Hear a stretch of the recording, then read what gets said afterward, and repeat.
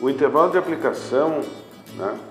Fizemos a primeira aplicação, agora vamos nos preparar para a segunda.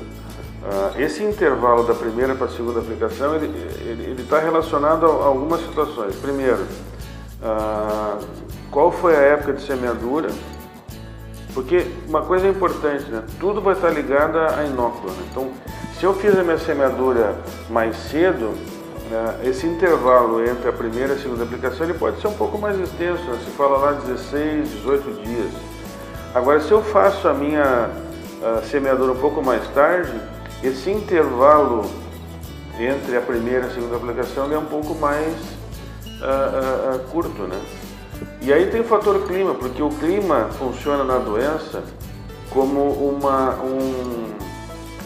acelerador do processo de infecção. Então, se eu tenho um clima, ou seja, temperaturas noturnas 18 a 20 graus, e eu tenho uma frequência de chuva relativamente regular, é bem provável que a velocidade da doença ela vá crescendo um pouco mais rapidamente. Se esses fatores que propiciam um crescimento um pouco mais acelerado, eles efetivamente estiverem ocorrendo, é muito provável que eu tenha que encurtar o intervalo. Por quê?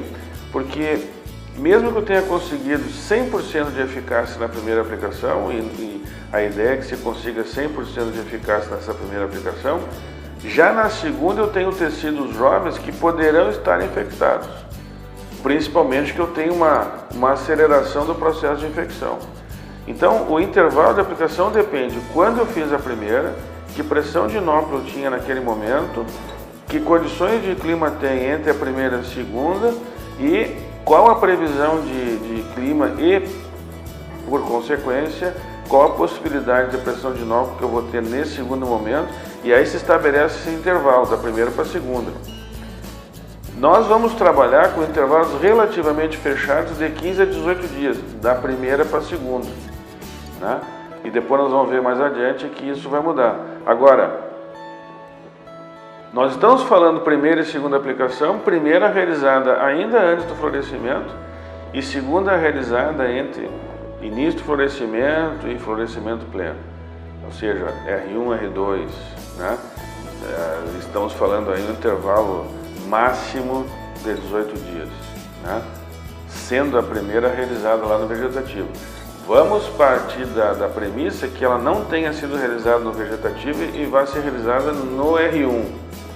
Eu vou fazer minha primeira aplicação com 34 dias, minha soja é precoce, super precoce, e eu tenho um florescimento muito próximo do fechamento da entrelinha, e aí com isso eu vou fazer. Nesse caso, o meu intervalo da aplicação ele já não passa a depender tanto do clima e da pressão de inóculo, e mais da dinâmica do produto na planta, e aí nós travamos em 15 dias.